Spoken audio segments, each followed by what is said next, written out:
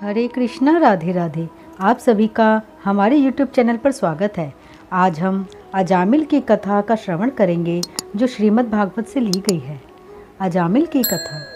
भगवान की शरण में रहने वाले विरले भक्तों के पाप श्री भगवान के नामोच्चारण से ऐसे नष्ट हो जाते हैं जैसे सूर्य उदय होने पर कोहरा नष्ट हो जाता है।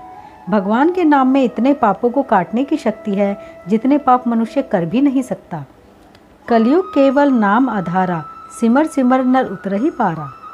इसी संदर्भ में कन्नौज के दासीपति ब्राह्मण अजामिल की कथा आती है।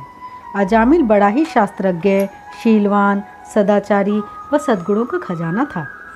ब्रह्मचारी, विनयी, जितेंद्रिय, सत्यनिष्ठ, मंत्रवेत्ता और पवित्र भी था। इसने गुरु, अग्नि, अतिथि और वृद्ध पुरुषों की सेवा की थी। अहंकार तो इसमें था ही नहीं। यह सभी प्राणियों का हित चाहता, उपकार करता, आवश्यकता के अनुसार ही बोलता और किसी के गुणों में दोष नहीं ढूंढता था।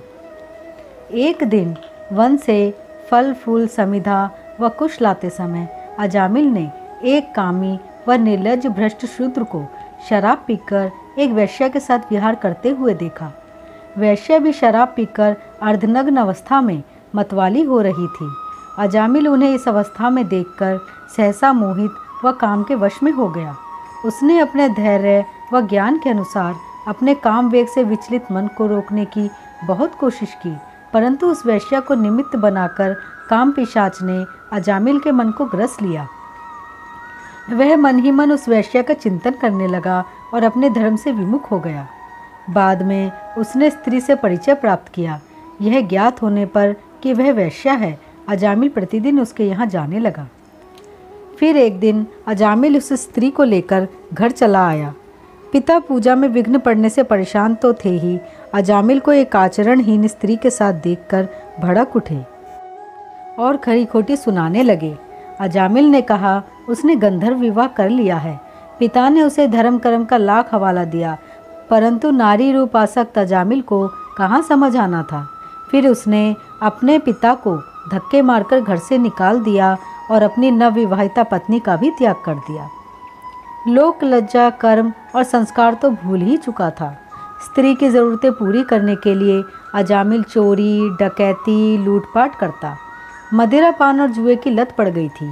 दूसरे प्राणियों को सताने में अब उसे तनिक भी हिचक नहीं होती थी। उसे बुरे कर्मों से ही संतुष्टि मिलने लगी। उस स्त्री से अजामिल को 9 पुत्र संतानें हुई। 10वीं बार उसकी पत्नी गर्भवती हुई। एक दिन कुछ संतों का समूह उस ओर से गुजर रहा था। रात्रि अधिक होने पर उन्होंने उसी गांव में रहना उपयुक्त समझा जिसमें अजामिल रहता था। संतों ने गांव वालों से भोजन और ठहरने का प्रबंध करने को कहा तो गांव वालों ने मजाक बनाते हुए साधुओं को अजामिल के घर का पता बता दिया। संत अजामिल के घर पहुंच गए। उस समय अजामिल घर पर नहीं था। गांव वालों ने सोचा था कि ये साधु अजामिल के द्वार पर अपमानित होंगे और इधर कभी ना आएंगे। संतों की मंडली ने अजामिल के द्वार पर जाकर राम नाम का उच्चारण किया और खाने को मांगा।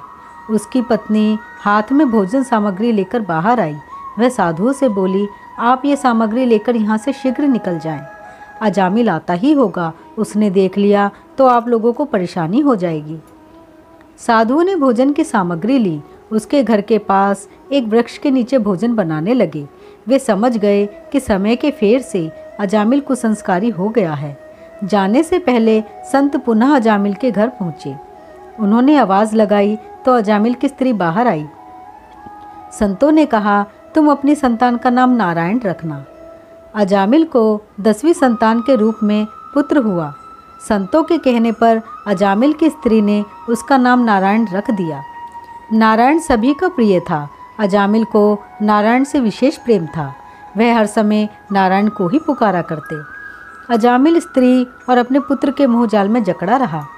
धर्म कर्म तो कब का त्याग चुका था। कुछ समय बाद उसका अंत समय भी नज़दीक आ गया। भयानक यमदूत उसे लेने आए। भय से व्याकुल अजामिल ने नारायण नारायण पुकारा।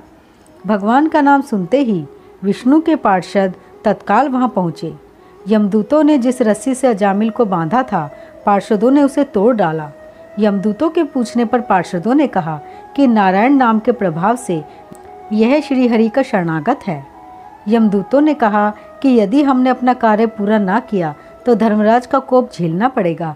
इस व्यक्ति ने जीवन भर बुरे कर्म किए हैं, इसे घोर नरक में स्थान मिला है। पार्षदों ने कहा, किंतु जब तुम इसे पकड़ने आए तो यह नारायण नाम का स्मरण कर रहा था। प्रभु के आदेश पर हम प्रभु नाम जपने वालों की सहायता करते हैं।